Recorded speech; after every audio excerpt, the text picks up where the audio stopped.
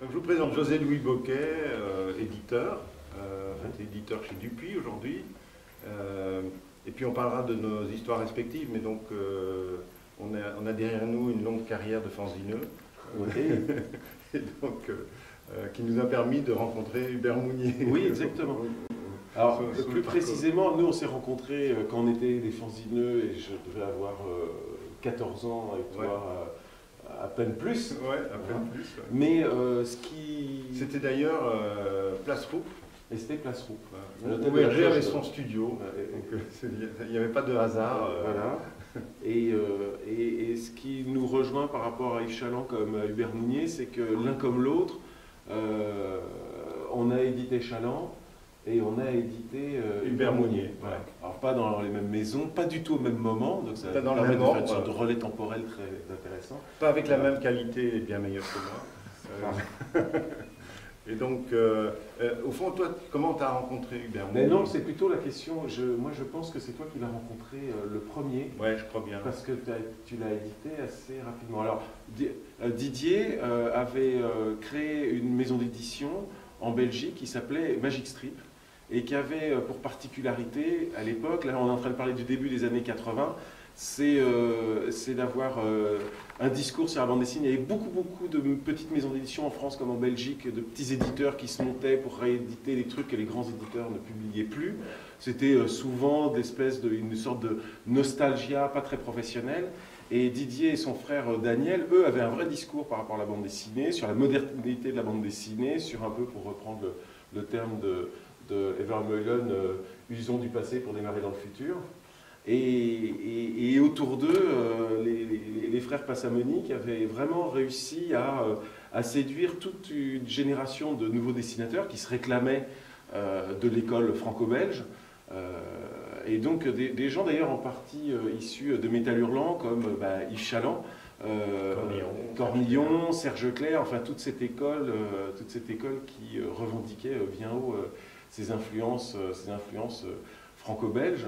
Voilà. Alors pour la petite histoire, évidemment, Jean-Pierre Dionnet, qui était un éditeur très exclusif, qui dirigeait les Humanoïdes Associés, Métal Hurlant, disait pique-pendre des frères Passamonique, puisqu'il lui volait 16 auteurs.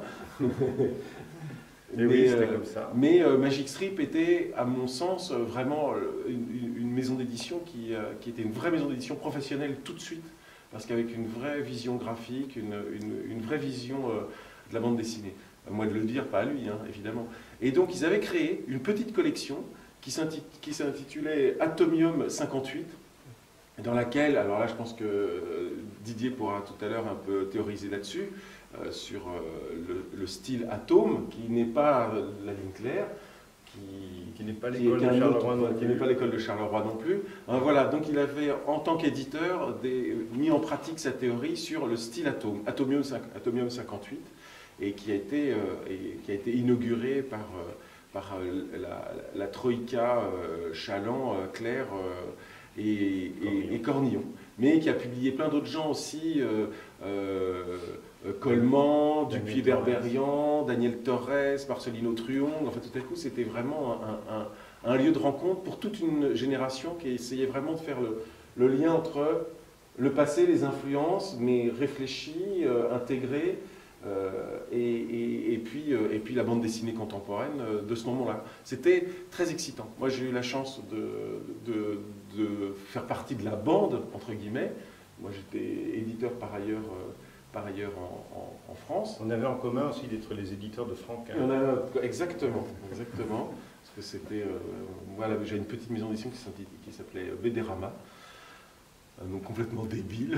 On y pense aujourd'hui. Non, mais c'était un peu comme il y avait les Bidescope et les Télérama, quoi. Magic Strip, ça avait quand même plus de chic, non? Ouais, c'était plus réfléchi. C'était plus punchy. Mais oui, comment j'ai rencontré Hubert Mounier? En fait, j'ai du mal. Et donc Hubert Mounier publie dans cette collection Atomium 58. Voilà, son premier album. Son premier album. Ouais. Alors, en fait, donc tu l'as esquissé tout à l'heure. J'ai créé Magic Strip avec un frère jumeau. Mon frère jumeau est mort il y a 22 ans, je crois maintenant. Et il se passe un phénomène quand on a quelque chose comme ça, c'est qu'on perd pas seulement la mémoire du frère, mais on perd une mémoire commune. C'est très étonnant. C'est-à-dire que, très objectivement, il y a des moments où je sais que j'étais présent avec mon frère, et en fait, ça s'est effacé de la mémoire. Je ne sais pas par quel phénomène psychologique, mais donc parfois c'est un peu difficile. C'est pour ça, s'il y a des historiens dans la salle, méfiez-vous de ce que je vais dire, hein, parce que c'est parfois... Il est devenu Dionnet maintenant. Il invente l'histoire. Non, il n'est pas comme ça, Dionnet, enfin voyons. Et donc, le souvenir que j'ai d'Hubert, je crois que c'est un envoi par la poste, où il avait envoyé une espèce de projet qui d'ailleurs s'est un peu conclu plus tard, une espèce de Bob Moran avec des dinosaures, et c'était un dessin un peu bâtard, semi-réaliste, pas très abouti, mais j'avais du flair pour repérer le potentiel des graphistes, ce qui fait que j'ai été chercher Chris Scheuer à Vienne ou Daniel Torres à Valencia. Je sentais qu'il y avait quelque chose qui swingait dans ce dessin-là. Et je ne m'étais pas trop trompé avec Hubert. Et donc Hubert est venu à Bruxelles, évidemment pour lui, qui idolâtrait. Parce qu'en fait, le phénomène de l'époque, c'est quand même... c'est qu'il y a une redécouverte des classiques belges. Ça date vraiment, la ligne claire, ça date de 77. Nous, on a créé Magic Strip en 79. À l'époque, Jo Swart habitait Bruxelles. Il fréquentait, on le voyait presque tous les jours. Un jour Jo Swart, le lendemain Franquin, tu vois, c'était un peu ça l'ambiance. Et donc, quel beau pays. Et donc, ou Jacobs, ou Hergé, ou Cuvelier, ou Gigé, quand je parle de tous ces gens que j'ai connus, on a l'impression que je suis né au XVIIIe siècle, mais non, mais non. Et donc, toi aussi d'ailleurs. Et donc, au fond, on n'était pas on n'a pas été des découvreurs tout de suite, c'est-à-dire qu'on avait une librairie spécialisée en BD qui s'appelait Chic Bulle. Les noms n'étaient pas très... on n'allait pas les chercher très loin. Et on voulait faire exactement comme le type qui régnait sur Bruxelles à l'époque, qui s'appelait Michel Deligne. Et Michel Deligne avait fait son fonds de commerce en rééditant les vieux classiques belges, Tillieux. C'était d'ailleurs merveilleux de redécouvrir Gigé, c'était merveilleux de redécouvrir tout ça chez Michel Deligne. Et c'est vrai que ces éditions, ces publications étaient faites un peu à l'as de pique, c'était vraiment pas... Il n'y a pas de professionnalisme dans sa fan attitude. Ouais, mais c'était très touchant, très personnel, et nous on l'enviait beaucoup. Et puis il invente ça quand même. Ouais. Il invente le fait qu'il y a des bandes dessinées, des grands classiques qui n'existent plus, qui sont plus lisibles et qu'il faut les mettre à la connaissance de tout le monde. Ce qui est un peu votre idée aussi à un moment donné. Oui, mais justement, l'origine de la collection Atomium, elle est là. C'est-à-dire que nous, on arrive après deux lignes. On arrive après Chlorophylle, tout petit label, mais donc on fait des rééditions. Le premier livre que j'ai publié était signé, excusez du peu, Cuvelier, Hergé, Jacobs. Pas mal quand même. Ça s'appelait Tom Colby. Donc je veux dire, c'était pas mal. Quand on commençait avec... on a très vite publié Franquin. Les Modestes et Pompons. Et en fait, le fond classique n'intéressait pas du tout les éditeurs. Ils étaient vraiment... parce que c'était des petits tirages, ils avaient l'habitude de vendre chez Dupuis en dessous de 50 000. Ils seraient bien contents que ce soit comme ça aujourd'hui. En dessous de 50 000, on n'envisageait même pas de publier. Mais résultat, aujourd'hui, chez Dupuis, on ne laisse plus les petits éditeurs. Voilà. Non, mais justement, il faut que je raconte l'anecdote, c'est que nous, on avait commencé à publier les Sandy Hopi, par exemple, complètement oubliés. On était au numéro 23, il y en avait 24, sauf qu'à ce moment-là, Dupuis lance une collection qui s'appelle Péché de jeunesse, qui donne bien tout le ton aussi, la façon dont ils voyaient leur propre fond. Ça, c'est du marketing. Ça, c'est du marketing. Alors, déjà des vieilles merdes qu'on va prendre. Voilà. Oui, sauf que ils sortent les deux Spirou de Franquin, ils se disent, bon, c'est Spirou, ça a toujours vendu 100 000, donc ça vend 100 000, c'est normal. Et puis, ils publient Blondin et Cirage et les soucoupes volantes. Les Blondin et Cirage, dont les éditions originales étaient encore en pile chez les soldeurs, c'est-à-dire ceux des années 60, étaient encore en pile chez les soldeurs belges. Donc c'était quand même là, et puis ils en vendent 100 000. Et là ils se sont dit, oula, on est peut-être en train de faire une connerie. Et là ils ont fermé tous les robinets. Tous les petits éditeurs n'ont plus pu avoir accès à ce matériel. Et donc on se retrouvait, petite maison d'édition, sans plus rien à publier. Et là on a inventé la collection Atomium, on s'est dit, on va faire du classique belge, mais avec des auteurs nouveaux. C'était un peu... Et le format était conçu par Chaland. En fait, c'est une réflexion avec Chaland. C'est-à-dire que c'est un comic book, en fait, de 32 pages. C'est le format comic book, avec le dos toilé des éditions du Lombard. Et donc, ça faisait un mix étrange. Et ça correspondait à une tendance culturelle de fond de l'époque qui était un revival, un retour aux années 50. Les gens s'habillaient en clones des années 50, on se meublait en années 50, on glosait sur les fauteuils techno de Modeste et Pompon, dont l'original était encore chez Franquin, l'original qu'il avait acheté en 1957, c'était encore dans le salon de Franquin. Et donc on voit arriver Hubert Mounier, qui est un vrai personnage, quoi. Monté sur ressort, sapé comme un zazou, comme un zazou. Et je pense bien qu'il était venu déjà avec son frère et avec Bronco, je ne sais plus comment il s'appelait. Bronco Junior et Karl Niagara. C'est les trois ouais, membres. Bronco, quel était son nom, son vrai nom, je ne me souviens plus, j'ai un trou. Et donc il n'a même pas révisé avant, ouais. À faire du stream. Non, oui, mais allez voir sur Wikipédia, c'est très bien renseigné. Et donc il m'avait envoyé ces planches-là, et je dis ça ne m'intéresse pas trop, c'est pas encore au point. Et donc je lui ai expliqué ce qu'il y avait d'intéressant chez Chaland, chez Serge Clair, en disant regarde, ça c'est. Ce qu'il devait connaître, hein, parce que c'était un amateur de bande dessinée, il était extrêmement pointu. Et c'est pas Chaland qui te l'a envoyé tout simplement? Peut-être, je ne me souviens plus. C'est ça le truc. Ça fait partie des choses dont je n'ai pas la mémoire précise. J'ai le souvenir très précis d'un envoi par la poste. Et donc j'ai rencontré, et à l'époque il m'expliquait, oui, alors on monte un groupe. Bon, il monte un groupe, quoi. Comme tant de gens à l'époque, il y avait Denis Cyr. Moi, j'envisageais même pas que ça puisse être professionnel. C'était même pas envisageable.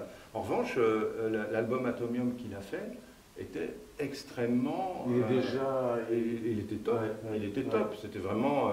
c'est ça qui se passait dans cette collection. Qui s'appelle... Quel est le titre déjà? C'est Le Temple de la Paix. Et c'est une aventure de l'affaire Louis Trio. C'est déjà une aventure de l'affaire Louis Trio. Donc il se projetait déjà, alors qu'il était... j'ai encore la cassette de la première démo de son disque. Je ne sais pas si ça vaut... Je crois que ça doit être illisible aujourd'hui, mais j'ai toujours le document. Et c'était c'était exactement ce que j'aimais. C'est-à-dire qu'il y avait ce mélange de style à la Tillieu, enfin de style belge, et Picasso. Donc le moderne et l'ancien belge, quoi. C'était exactement... Il avait, je ne sais pas si je vais faire un brief ou quoi, mais en tout cas, il avait très bien senti le truc. Et c'était dynamique, drôle, enjoué, très personnel déjà. Il avait un style déjà complètement abouti. Il a un style très dynamique avec des personnages qui bougent très bien. Il a déjà un délié intéressant. Avec un côté plus aigu que chez Serge Clair ou Chaland. Dans les cadences, dans les rythmes de pages fond musical, quoi. Parce que quand on compare avec sa musique qui était très swing, la caractéristique de la musique de Hubert, c'est les cuivres qui sont très, très présents tout le temps. Là aussi, il y avait une espèce de revival zazou, quoi. C'est vraiment, il est dans l'esthétique d'une époque. Et oui, il a beaucoup contribué à Magic Strip. Est-ce qu'il y a une coïncidence entre son émergence en tant que musicien et l'album? L'album de bande dessinée, Atomium, sort avant? Il sort avant, ouais. Il sort avant. Il sort avant qu'il éclate vraiment. C'est ça, son premier... sa grande... et d'ailleurs, il a des problèmes avec son groupe. C'est-à-dire qu'au bout d'un moment, cette esthétique BD qui l'a portée au devant de la scène va poser problème parce qu'elle est très vite désuète. C'est-à-dire que les télés n'en veulent plus. Et donc il va avoir, outre des crises personnelles liées au groupe, le plus jeune du trio, c'est son frère, c'est Karni Agara, c'est lui Karni Agara, et je crois bien, si je ne me trompe pas. Et déjà, entre les deux frères, c'était une relation très compliquée, il était déjà très, comment je pourrais dire, capricieux et compliqué. Et puis ils ont changé d'agent aussi à un moment, enfin ça a été... mais dans le grand moment fort de sa carrière, il a abandonné la BD parce qu'il ne pouvait plus faire les deux. Il ne pouvait plus vraiment faire les deux. Et juste avant, il a fait quelques pages, je crois qu'on les avait prépubliées dans un journal musical belge. C'est un album qui s'appelle J'ai réussi, où en fait c'est des histoires complètes qui racontent l'histoire du rock à travers... et donc ça c'était plus ou moins un travail de commande. Et c'était à quel moment là? Ça y est, J'ai réussi, c'était le moment où il commence à sortir ses premiers disques, où en fait je pense qu'on a choisi le titre en fonction de la... Une petite idée marketing, crossover, à l'époque vous Oui, en fait quand tu dis qu'on est professionnel, moi qui y étais, je peux te dire que c'était pas très professionnel en fait tout ça. C'était assez... heureusement qu'on avait des gens comme Chaland qui passaient en disant mais qu'est-ce que c'est que cette maquette de merde. Oui, c'est ça. En fait, vous aviez des Jimmy Cricket géants qui venaient à la Mecque, puisque quand même Bruxelles, pour nous tous à l'époque, c'était quand même la Mecque, n'est-ce pas Serge? Vous étiez capable d'aller à Bruxelles juste pour passer une nuit dans un ancien cinéma des années 50 transformé en boîte de nuit quand même. Là tu parles de Myrano. On parle du Myrano. Ouais. Où Peyo avait débuté comme projectionniste. Ouais. Donc il y avait un truc un peu... Tu dois te souvenir que moi, en ce qui me concerne, j'y allais jamais. Non, j'y allais avec ton frère. Ouais, c'est ça. Lui fumait, il buvait, il prenait des choses que la morale réprouve. Et moi, je lisais Spinoza. C'est vrai, hein? Et alors toi, comment t'as connu... Alors moi, c'est un peu différent. C'est que... j'étais à Métal Hurlant et à un moment donné je quitte Métal Hurlant parce que je suis débauché par le groupe Philippe Aki pour m'occuper d'un des fleurons de leur presse qui s'intitulait Salut les copains. Et donc moi je faisais partie d'une... ils avaient besoin, j'avais quoi, 20 ans, 21 ans, je sais pas, enfin ils avaient besoin de journalistes qui soient... Hein, le showbiz c'est que des jeunes, donc il faut des journalistes qui aient quasiment le même âge, donc je crois que c'était par Indochine que je suis arrivé, ou par Kent. Ah ouais, Kent qui était donc le chanteur copain de Hubert. Voilà, Kent qui était donc lyonnais, qui était le leader de Star Shooter, qui avait déjà fait un gros tube avec Betsy Party, et qui parallèlement était aussi dessinateur de bande dessinée, et avait commencé des histoires complètes, donc quelques-unes vraiment remarquables, dans Métal Hurlant. Kent, d'une certaine manière, était à Hubert, ce que Hubert va être ensuite à Benjamin Biolay, une sorte de mentor. Même s'il ne faisait pas du tout la même chose, hein. Kent était déjà en solo. Les premiers dessins de Hubert ne sont pas très loin de ceux de Kent. C'est un petit peu anguleux comme ça.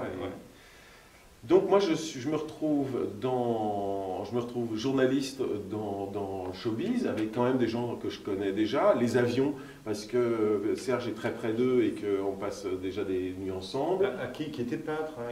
Il était peintre, j'ai acheté 2 toiles, je les ai toujours. Avec de Jean-Pierre Morgan. Des toiles monumentales. Il avait travaillé sur des dessins de Serge d'ailleurs. Indochine parce qu'ils sont très proches de la rédaction de Métal parce qu'ils font de la boxe française avec Marc Voline qui en est le rédacteur en chef. Kent, donc évidemment, donc il y a déjà des petites connexions. Et puis Marc Voline que je connaissais parce qu'il publiait dans une revue d'avant-garde belge qui s'appelait Luna Park, bien sûr, édité par Marc Gachy, bien sûr. Et puis il faisait des poèmes sous le nom de Marc Eckenbaum Voline. Oui, c'était son vrai nom. Pardon, je t'ai coupé. Non, pas du tout. Non, parce que donc la digression, qui était donc le petit-fils de Voline, le théoricien de l'anarchie. Voilà, donc tu parlais de Voline et d'Indochine. Et donc Kent, qui est donc le mentor Hubert fait partie d'un jury d'un concours de groupe lyonnais qui s'appelle Rock en vol ou un truc comme ça. Et le groupe gagnant, qui est l'affaire Louis Trio, a droit à un 45 tours. Et donc moi un jour je suis journaliste et je reçois un 45 tours entièrement dessiné. J'ai jamais, je pense que c'était Hubert qui avait dû dessiner la pochette et ça devient mon tube de l'été. Quasiment en même temps, je produis une émission pour TF1 avec un gars qui s'appelle Patrice Drevet. Ça s'appelle le Mini Mag, c'est le samedi après-midi, et c'est rock, ciné et bande dessinée. Ça dure une grosse demi-heure, et pour l'époque, c'est révolutionnaire. C'est avant Bouygues, hein, c'est encore le service public TF1 à ce moment-là. Et je suis tellement fan de l'affaire Louis Trio que Drevet me faisait totalement confiance. Quand je lui disais on va passer 2 jours dans une boîte de nuit de Pigalle à filmer Serge Leclerc, il me dit ouais super. Je lui dis on va passer 3 jours à Brighton parce que Jacques Deloustal n'y est jamais allé et on va faire un sujet où il va faire des repérages là-bas. Il me dit ouais super. Et on va faire Evermeulen aussi dans son garage. Son garage 50 à Bruxelles, il me dit toujours oui super. C'est-à-dire qu'il me fait entièrement confiance. On est quand même dans le service public, c'est des missions vraiment grosse audience. À l'époque, ces gens sont connus, mais vraiment des amateurs, etc. C'est quand même, et il me fait toujours confiance. Donc je lui dis tiens, il y a des gars qui viennent de sortir un 45 tours, ça s'appelle l'affaire Louis Trio. Allons passer 3 jours à Lyon pour faire un reportage sur eux. Voilà. Donc c'est comme ça que je fais la connaissance d'Hubert.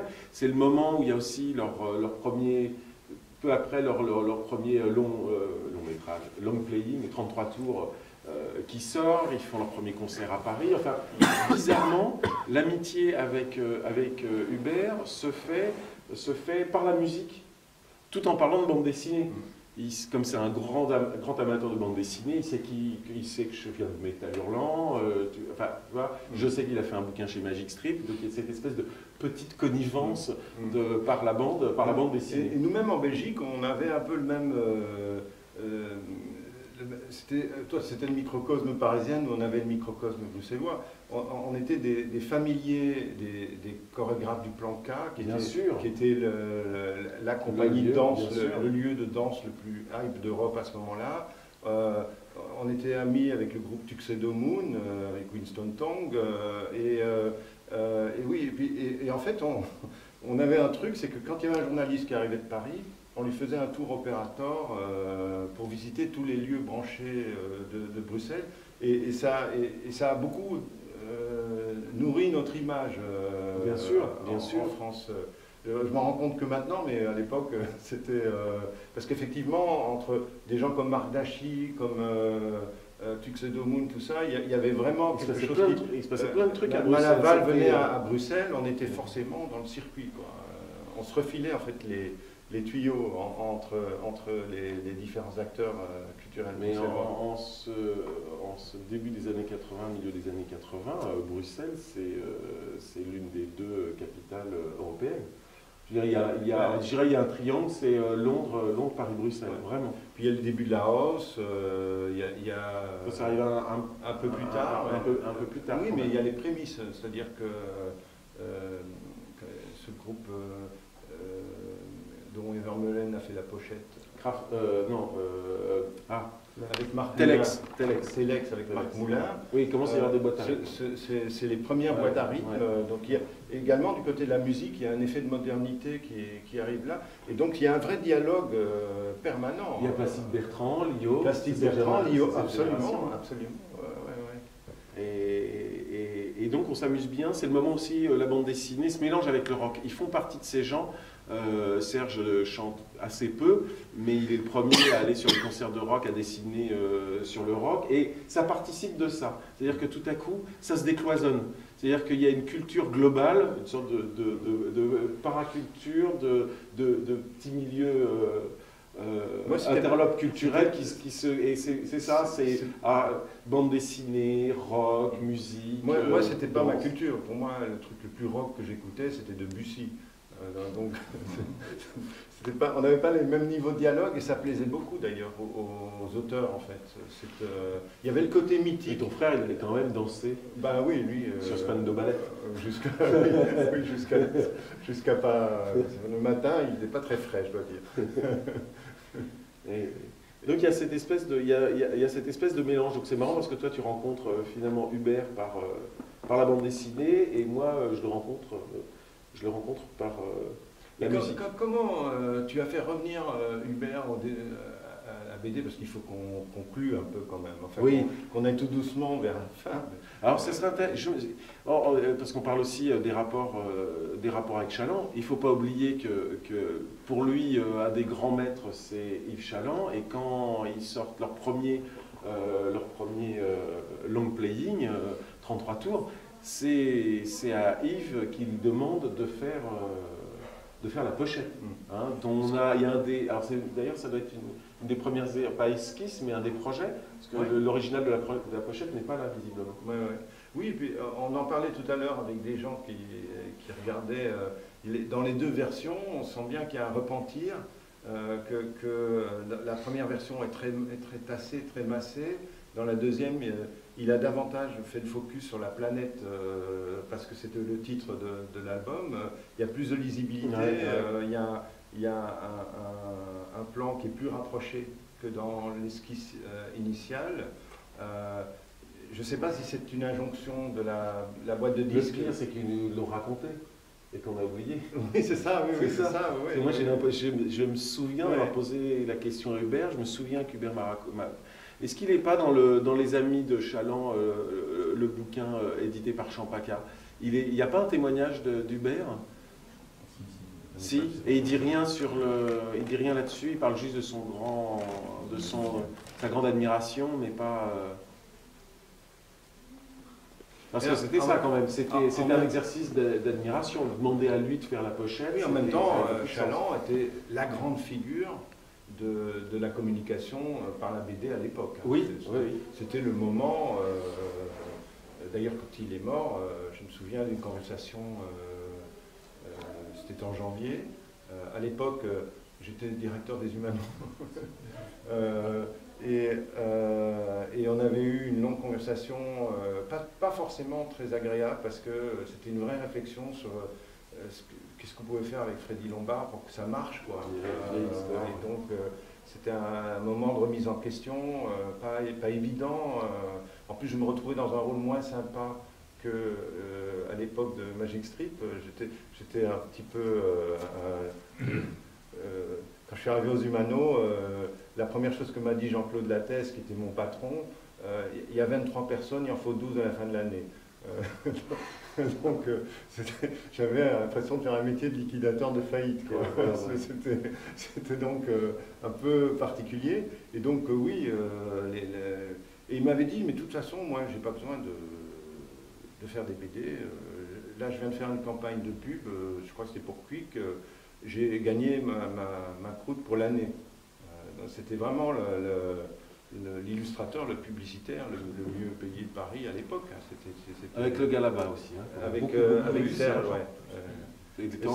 Serge était encore plus payé, 10 fois plus. Non, pas moi. Bon, ben, je sais pas, qu'est-ce qu'on peut... Oui, comment tu fais revenir juste pour terminer, c'est que l'affaire Louis Trio fait des tubes, que être musicien, c'est être sur scène, que Hubert, il adore ça, et qu'à un moment donné, clairement, il est obligé de faire un choix. On sait quand même que la bande dessinée, c'est un métier de moine. C'est l'exact contraire de celui de chanteur à succès. Je vais te faire une confidence, tu connais son tube « Tout mais pas ça oui. ». Je l'ai pris comme un hommage personnel, tu vois. Et donc ça l'a éloigné très longtemps de la bande dessinée, jusqu'à ce qu'il revienne avec un bouquin bizarre qui s'appelle Super Héros, je crois, avec Charles Berberian. Non, avec un dessinateur qui s'appelait David Scrima, oui. Et où ils essayent de faire une sorte de correspondance. Et pourquoi je parle de ce livre? Parce que c'est un bouquin qui fait sur plusieurs années, parce qu'il tourne, pour tenir, et il commence parfois pour monter sur scène, il commence à boire des coups, etc. C'est pas un mystère, comme beaucoup. ouais, c'est pas un mystère, mais ça va le faire Parce que plonger. c'est dur la scène. Hein. C'est quand même très dur la scène. Lui, c'est un super danseur, c'est un super chanteur. Effectivement, il est très dans le post-Zazou, mais qui devient d'une sorte de néo-pop pour l'époque. C'est très dansant, etc. Et puis, il se veut crooner aussi. À un moment donné, il fait des tubes avec il avait le chanteur un succès de larmes. Voilà. Et il avait la voix pour. C'est un vrai chanteur, c'est un vrai compositeur, un vrai musicien. Et aussi un très grand mélodiste. Et oui, parce que évidemment, les longues discussions qu'il peut avoir avec Franck Le Gall, dont il est ami dont il admire aussi le travail, c'est les Beatles. Hein, il savait absolument tout sur les Beatles, Hubert, mais comme un super fan, comme Franck Le Gall qui tout à coup te raconte pendant comme 2 les amis heures. Chaland sur Chaland. Oui, c'est ça. Pendant 2 heures, l'enregistrement de tel morceau à tel endroit, tu ne sais pas d'où ils sortent leurs informations. Mais Hubert, il était comme ça. C'était un super passionné de certaines choses. Bref, il passe 20 ans sur les routes, arrête de dessiner, boit beaucoup. Et le bouquin avec David Scriba, cet intérêt, c'est qu'ils sont tous les deux dans l'autobiographie. C'est une réponse, comme une sorte de correspondance. Oui. Et pour la première fois, il se met en scène de manière un peu plus douloureuse, où il parle de ses problèmes, il commence à parler de ses problèmes d'alcool. Et puis il arrête. Et mais en plus, quand on compare son dessin à celui de Scrima, on voit bien que c'est des personnalités blessées, qu'il y a quelque chose de très touchant, très personnel. Il y a une brisure. Y compris dans le dessin. Oui, et parce qu'il commence à avoir sa propre écriture graphique finalement. C'est-à-dire qu'il faut qu'il tombe des planches. Il y a David Scriba qui lui en envoie une, qui dit « Mais alors, tu ne m'as pas répondu depuis 2 mois, tu dois faire ta planche. » Alors il fait sa planche et il commence à mettre au point un style beaucoup plus libre parce qu'il doit tomber la planche, comme un bon dessinateur de bande dessinée. Et comme il commence à manier l'autobiographie et le texte-off, il se permet d'une case à l'autre des grandes ruptures de style, passant du super comique, complètement dégingandé, des personnages dégingandés, à une sorte de semi-réalisme assez documentaire. D'une case à l'autre, il est capable de faire ça. Pourquoi je parle de tout ça? Parce que, bon, ben voilà, un chanteur, un groupe, il y a un moment donné, si ça dure 10 ans, c'est déjà énorme. Un mec de 40 ans, c'est un vieux dans le showbiz. Et dans la BD aussi. Et même, ouais, mais ça se... Et dans la BD aussi. Ouais. Donc, il a fait... Surtout quand on n'a plus rien fait depuis 20 ans. Voilà, donc sa carrière de chanteur s'arrête, vraiment. Enfin, l'affaire Louis Trio explose. Lui commence en solo, mais Hubert Mounier, who the fuck is Hubert Mounier? Parce qu'il ne faut pas oublier qu'il signait sous un nom post-punk, un pseudo post-punk un peu idiot qui était Clit Boris. Hein, C'était à l'époque, il y avait Walter Minus. Oui, c'est ça. Enfin, Clit Boris, il faut le porter. Tout de même. Et moi, comment je le recroise? Alors là, je n'ai carrément plus aucune idée. Ah, mais tu me rassures que toi aussi. Parce qu'on est en train de parler d'il y a 5 ans. Hein. Ouais. Donc il y a 6 ou 7 ans, un truc comme ça. Je ne sais plus. Je le recroise et toujours est-il qu'on arrive à... Il le raconte dans son bouquin. Peut-être à Angoulême, parce qu'il est venu vendre son bouquin à Angoulême. Lequel? Moi, je l'ai revu. Le bouquin qu'il a fait avec Scrima. Ouais, non, Moi, je l'ai revu à cette occasion-là à Angoulême. C'est des années plus tard. Je crois qu'il doit parler à quelqu'un en disant « Ah, je refais les dessins. » Je dis « Il faudrait qu'il m'appelle. » Il m'appelle et on se voit immédiatement. On tombe dans les bras. On ne s'est pas vu depuis 20 ans. On déjeune ensemble. Entre-temps, il est passé à l'eau. Ça, c'est très important. Hein. À l'eau, je sais peut-être par Franck Le Gall qui est encore en contact avec lui. Il dit « Ah, il aimerait bien dessiner. » Bref, je dis « Ah, génial. » Et on tombe tout de suite. Moi, le bouquin avec Scrima m'avait plu parce que pour cette liberté de ton, et puis parce que moi j'aime bien qu'on me raconte sa vie. En fait, j'aime bien les histoires vraies. Parce que tu es un mec des années 2000 et de l'association, voilà. Même pas. Et j'aime bien les récits autobiographiques. Et à ce moment-là, il est en train de ramer pour arriver à enregistrer son prochain album. Donc il a un peu de temps. Et ça me semble intéressant qu'il raconte ça, en fait. Qu'il raconte de l'intérieur quelle est la vie d'un gars qui essaye de faire un disque. Donc, parce qu'il me proposait un truc, genre Frankenstein, de la fiction, où tout à coup il allait devenir une sorte de dessinateur post-Klinkler, un peu anguleux, trop tard. Trop tard pour enclencher une carrière de dessinateur de série mainstream. On ne fait pas ça à quel âge un peu entre 40 et 45 ans. On est nés la même année, hein. On est vraiment contemporains, Hubert et moi. On était. Et donc il se lance là-dedans, il dit ok, tape là, et puis il fait son disque, ça s'appelait La Maison de Pain d'Épices. Le modèle était un peu le journal d'un album de Dupuy et Berberian à l'assaut. Ouais, En bah effet, ouais, bah ouais. il dit voilà, tu fais le truc, mais ce qui est intéressant, c'est que tu vas nous raconter en bande dessinée comment tu rames, comment tu rames, je dis pas comment tu rames, quel est le processus pour faire un disque de l'intérieur, c'est intéressant. Et d'ailleurs le format. Oui, d'ailleurs, un format un peu débile d'avoir pris un format trop. Voilà, un format carré comme un disque, c'est débile puisque maintenant il n'y a plus de disque. Ouais, bah ça oui. n'a fait référence à rien du tout, sauf pour les vieux. Mais peu importe, parce que le travail est super intéressant, mais il met 3 ans à faire son disque. Donc la bande dessinée, quand elle va sortir en même temps que le... Mais entre-temps, il s'est passé milliards de trucs, des procès, il a un enfant, il s'est retiré en pleine campagne. Hein.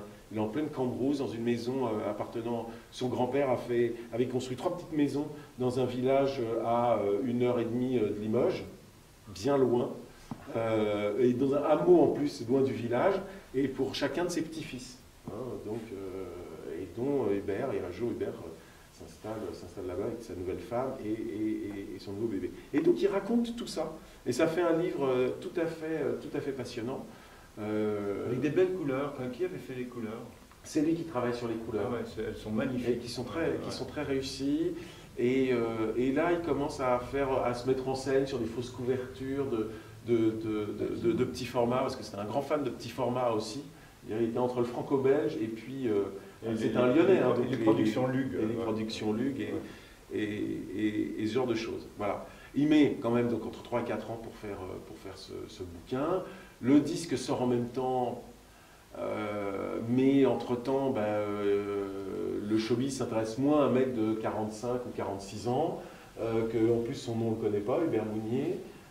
Il fait 1 ou 2 concerts à Paris et puis flop. Oui, Voilà. j'y étais à l'Alhambra. Voilà, exactement, avec Biolay justement sur scène qui vient. Avec Kent en backstage. Ouais, voilà, où tout à coup ils il y a sont des photos tous dans là, l'expo. voilà, les trois générations, c'est drôle. Et puis moi, je veux continuer à travailler avec lui parce que je continue à penser que c'est un super grand dessinateur. Alors, il a eu cette malédiction d'être doué dans 2 genres différents et d'avoir choisi celui qui était le plus immédiat. C'est dur d'être dessinateur de bande dessinée. Je pense que c'est ce qu'il y a de tous les métiers du dessin, du graphisme. Je pense que c'est vraiment le plus dur. Voilà. C'est un travail de moine. Et si on n'a pas l'envie de raconter des histoires, c'est pas seulement de moines bénédictins. De moines bénédictins. Voilà, ils n'ont pas bourré la bénédictine. Et c'est parfois.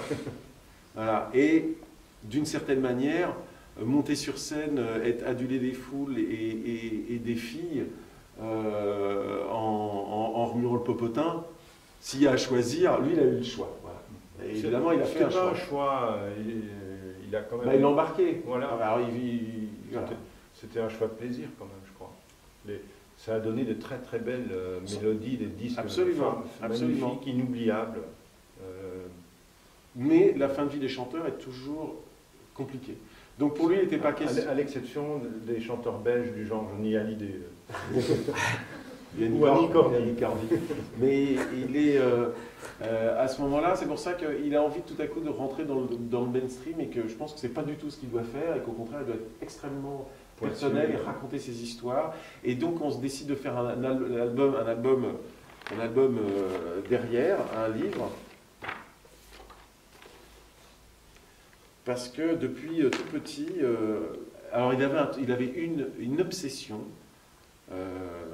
Hubert, qui était Tarzan. Depuis toujours, il collectionnait tout ce qui concernait Tarzan, mais vraiment de manière obsessionnelle. Les jeux, les affiches, tous les jouets, mais tout. Et donc, je sais pas, il ne buvait plus, donc ce n'est pas l'alcool qui nous a lancé là-dedans. Mais je veux dire, en tout cas, en ce qui le concerne, c'est ça. En ce qui le concerne. Ouais. Et on se met, mais il y a un truc qui serait formidable, c'est un truc qui n'a jamais été fait, c'est de faire un essai graphique un essai, vraiment, sur sa passion, parce que c'était un gars qui tout à coup pouvait dire « Oui, alors tout à coup, il y a un nain qui a joué le rôle de Tarzan dans un film de 1902 à 12, voilà, en te racontant l'histoire d'Edgar Rice Burroughs et tout. » Je vais vous faire et vous allez regarder ça rapidement. Ça, c'est les premiers dessins de Tarzan. Et vous faites passer... Voilà. Et vous ne gardez rien, hein, vous connaissez. Voilà, à défaut d'avoir des projections, en tout cas, bah, faites passer des bouts. Et donc, on arrive à tomber là-dessus, parce qu'il a encore envie un peu de fiction, etc.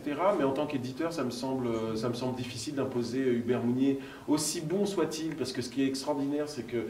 il n'a pas perdu la main. Il n'a pas perdu la main. Pas du tout.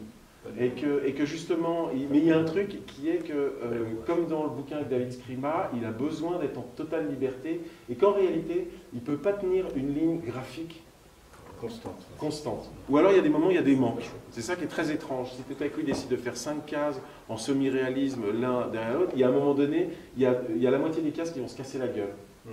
Et qu'en fait, toute son intelligence, c'est de passer d'une tonalité graphique à une autre. D'ailleurs, c'est ce que vous pouvez voir. Hein.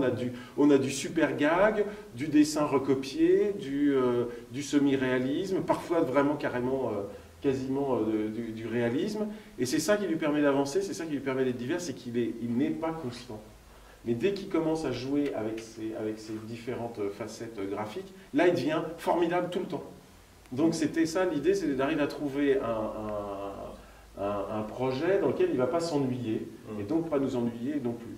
De là à foncer sur Tarzan. Et où on en est avec ce projet? Alors gros projet, il met, on va être dans la 3e année. Là, vous avez la totalité quasiment du livre. Il avait laissé sur sa table à dessin 2 planches crayonnées, et il semblerait qu'en fait il avait terminé. Il restait ces 2 planches. Donc c'est un livre terminé. Le seul truc, c'est qu'on n'a pas de chemin de fer. Rien n'est numéroté, parce que vous avez vu, c'est très divers. Il y a à la fois le saviez-vous, la vie d'Edgar Rice Burroughs, la reproduction d'un jeu de Tarzan. Enfin, tout à coup, c'est un essai sur Tarzan. Et en fait, on n'a pas de chemin de fer. C'est-à-dire qu'on ne sait pas exactement dans quel ordre il voulait faire le truc. Et ce que dit Gaël, son épouse, c'est que il était tout le temps en train de changer, comme une sorte de puzzle, parce que justement, pour ne pas s'ennuyer jamais, ce qui est l'intérêt du projet, c'est que tout à coup, aujourd'hui, il a envie de faire le saviez-vous, voilà, sur toutes les tarzanades, hein, parce que Zambla est une tarzanade. Est-ce qu'il parle du nombril de Tarzan? Est-ce qu'il parle du nombril de Tarzan? Non, je ne crois pas qu'il parle du nombril de Tarzan. La censure interdisait de montrer le nombril. Ouais, on doit en parler quelque part, parce que c'est tellement foisonnant de tout. C'est pour ça que les Tarzans des années 30 portent des culottes. Donc il y a une biographie de Westmuller, il y a tout dedans. Donc toute la difficulté aujourd'hui, elle est pour arriver à sortir le livre, parce que évidemment, on va sortir le livre, il va être sous le label Air Libre, parce que c'est quand même un truc un peu libre, particulier, libre, voilà. Il faut le remettre dans l'ordre, il faut le mettre en couleur. Voilà. Il ne va pas être question de le sortir comme un livre hommage, ça, on va le sortir comme le livre qu'il devait être. Il n'y aura pas 12 dessins de « Oh, on t'a tellement aimé, cher Hubert ». Voilà. La seule difficulté, c'est qu'il travaille sur Tarzan. Et que voilà. C'est dans le domaine public. C'est pas tellement dans le domaine public, c'est une marque déposée. Donc je m'étais un peu dit, je vais faire un peu l'éditeur de bande dessinée un peu innocent, on va sortir le bouquin et on verra bien. Sauf que il a réécrit pour que quand même qu'on connaisse le mythe de Tarzan. Alors ça, on a le droit, c'est de réécrire l'histoire, parce que l'histoire est dans le domaine public, c'est juste le nom qui n'est pas dans le domaine public. Et donc il avait décidé de faire une sorte de synopsis, de réécrire toute la jeunesse de Tarzan. Tu sais, il est abandonné, il y a les grands singes enfin bref. Et comme il ne voulait pas l'illustrer lui-même, il va demander à Séverin. Voilà, et donc il a besoin d'une demi-douzaine de dessins de Séverin. Séverin, comme d'habitude, en fait 25, donc un truc remarquable, un peu comme une sorte de guest star, comme Franck Le Gall avait été dans le précédent bouquin. Ok, pas de problème.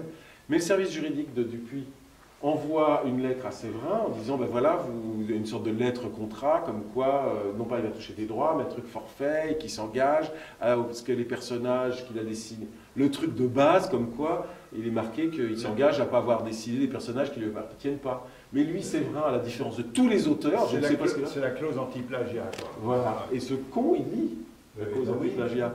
Non, mais plus personne lit les contrats. Et moi, je ne fais pas gaffe à ça. Voilà. Et tout à coup, il alerte le service juridique en disant non, non, mais attendez, moi je ne peux pas puisque c'est Tarzan. Et les gens du service juridique que j'avais évidemment, pour les couvrir, je leur avais rien dit pour qu'ils puissent se défendre en disant mais José Louis ne nous avait rien dit. S'il y avait eu un problème avec Edgar Rice Burroughs, ce que je croyais, bref. Mais donc, voilà, on s'était dit, parce qu'on s'était vraiment posé la question avec Hubert, on s'est dit, bon, il avait son avocat qui disait, non, non, allez-y, allez-y. Donc on s'était dit, on verra bien, ça m'est arrivé de temps en temps de faire le pirate comme ça, sans que ce soit... voilà, sans que ça soit... Après, tu dis, oh, je suis désolé, je suis une grosse merde. Ça peut encore passer. Et puis là, tout à coup, Séverin, il lève le lièvre, donc je suis obligé de dire à Hubert, il y en a un même, Séverin, qui a prévenu tout le monde qu'on devrait travailler sur Tarzan, et que le titre du livre, qui est Le roi de la jungle, qui lui n'est pas déposé. En revanche, tout à coup, tout le monde chez Dupuis à Marcinelle sait qu'on est en train de bosser sur Tarzan. Et là, ils me tombent tous dessus. Je me souviens du mail de Hubert, il dit mais quel con ce Séverin, je tombe de mon tabouret. C'était amical, mais voilà. Donc on a ce problème à régler. Aujourd'hui, c'est que j'ai le service juridique de Dupuis qui me dit non, mais on ne sort pas le bouquin si c'est pas réglé. Voilà. Donc il faut d'abord que le livre soit dans l'ordre, et puis ça nous est arrivé d'être sur des trucs un peu touchy. On avait chez Dupuis, enfin chez Air Libre, on a ainsi publié un bouquin en coédition avec le Centre Pompidou consacré à Dali, au moment où il y a eu la grande rétrospective à Beaubourg. Et on a, avec Baudouin. Et donc on a travaillé avec Edmond à dessiner la totalité de l'album. Et c'est seulement à ce moment-là que la Fondation Dali a donné son accord ou non. Là, tu vois un peu comment tu flippes pendant 5 mois, là, pendant que le bouquin de en disant mais les mecs peuvent juste dire... Il ne faut pas rigoler avec ces choses-là. J'ai une anecdote sur la collection Atomium. Donc, ouais. Chris Scheuer, on avait publié une BD qui s'appelait Comme un parfum de Guerlain. Ouais. Et donc, l'histoire, c'était l'histoire d'un espion qui voulait se ranger des voitures parce qu'il est amoureux d'une jeune femme. Et il va prévenir ses patrons en disant « je ne travaille plus pour vous, j'arrête l'espionnage, etc. » Et les patrons décident de le liquider parce qu'il en sait trop. Et puis il va dans un magasin de parfums pour acheter un parfum pour sa bien-aimée. Et en sortant du magasin, il se fait flinguer et le cadavre empuante du parfum de Guerlain. C'est ça l'histoire. Et donc le titre, c'était Comme un parfum de Guerlain. Assignation de Guerlain. Usage abusif de la marque. Alors, je vois ça avec l'avocat, je me dis, on va aller jusqu'au bout. Et donc, on plaide, on explique que, d'abord, c'est pas un parfum, c'est un livre. Ensuite, c'est plutôt un hommage fait à Guerlain que le contraire. Et les avocats de Guerlain, alors derrière Guerlain, il y a l'association des parfumeurs, enfin, je veux dire, c'est la grosse machine. Et l'avocat de Guerlain, on est à Bruxelles, plaide, de toute façon, ça ne saurait être favorable à la maison Guerlain parce que la bande dessinée est par définition vulgaire. Oh purée. Et le juge a accepté ses attendus. On a perdu le procès. Donc ça s'est arrangé. Un juge belge. Les juges belges, il faut se méfier. Parfois. Bon, ça ne nous a pas porté préjudice parce que dans sa plus grande clémence, le juge avait oublié de faire exécuter le jugement, donc on n'a pas vu passer d'huissier, et donc on a écoulé le stock, qui en plus, le bouquin étant interdit, nous permettait de le vendre avec un petit parfum justement de scandale. Et donc on n'a pas eu de préjudice financier, mais quand même, il y a une jurisprudence dont il faut se méfier. Même en Belgique. Surtout en Belgique. Bon. Donc peut-être que l'essai sur T, 3 petits points, par le Dermounier, devrait sortir en 2017 ou en 2018. Voilà. On arrête là la conversation. Et pour la mise en couleur, vous allez faire comment? On ne sait pas encore. Il va falloir que Gaël, son épouse, choisisse quelqu'un. Je crois que vous l'avez déjà choisi, en fait, la personne qui devrait s'occuper de la mise en page finale. Non, celui qui va s'occuper du livre, c'est Philippe Guelmetti, en Ouais. fait, qui s'occupe de la maquette et Ça va être parfait. voilà. C'est quand Franck, C'est il quand me- même le seul Eisner Award De la bande dessinée de la bande française. dessinée française C'est vrai, pour c'est la vrai. maquette. Hein. C'est vrai, c'est vrai. Ok. Donc c'est avec Hubert qu'il avait travaillé sur son premier bouquin. Gaëlle, elle a toute confiance en lui. Là, je parle de Philippe Guelmetti, donc elle a toute confiance en lui aussi pour que ce soit lui qui choisisse la personne qui va faire les mises en couleur. Franck est allé voir toutes les planches et plus un soutien moral, mais les planches crayonnées resteront crayonnées, ne seront pas ancrées par quelqu'un d'autre. C'est-à-dire qu'à un moment donné, on a dit, bon, Franck Le Gall va avoir un regard artistique sur le dossier, mais c'est à un moment donné, on ne savait pas où en était Hubert. Voilà. Aujourd'hui, on sait qu'il manque grosso modo 2 planches. Je crois que vous avez vu, le bouquin est quand même très abouti, même si là, tout est dans un désordre indescriptible. Mais ça permet quand même de voir la gueule du livre. Voilà. Le seul vrai truc à régler, c'est le problème juridique. Et donc, enfin, pour aller dans le détail, vous avez sollicité la fondation. Oui, donc il faut qu'on leur soumette la totalité du livre. Donc là, la prochaine étape, c'est quel est le chemin de fer du livre. Voilà. Vous savez effectivement qu'on peut s'exposer des fois à des difficultés avec les fondations. C'était le cas quand vous avez raconté Hergé. Ouais. Ça n'a pas posé de difficultés majeures. Si là, on raconte juste l'admiration que pouvait avoir Hubert pour Tarzan et son Tarzan à lui, enfin, ça peut aussi ne pas poser de difficultés. Ça peut ne pas poser de difficulté. On verra. On verra. Lacassin, il y a quelques années, avait fait un bouquin sur Tarzan chez Verrier, qui avait, alors qu'il était Le chevalier crispé. le chevalier crispé, voilà, c'est ça. Et on l'avait pas interdit d'écrire sur Tarzan, on lui avait interdit de publier des images de Tarzan, en fait, et d'avoir utilisé le titre le mot Tarzan dans son titre. Mais c'était allé loin, mais toute la bande dessinée, tous les intellectuels avaient pétitionné pour dire non mais c'est n'importe quoi. Donc finalement, il avait réussi à sauver son livre. Et Lacassin, qui était une des idoles de Hubert Mounier, parce que justement, c'était le grand spécialiste mondial sur Tarzan. Je me souviens, la première fois qu'il était venu au bureau à Paris, parce que j'étais très proche de Lacassin, et j'avais une édition de Tarzan. Et j'avais donné, il m'a dit « Ah, mon héros !» Enfin, mes héros. Voilà. Eh bien, merci. On va terminer là la conversation. Merci d'être venu. Et nombreux finalement. Mais oui. Voilà, bon appétit. Merci. Merci.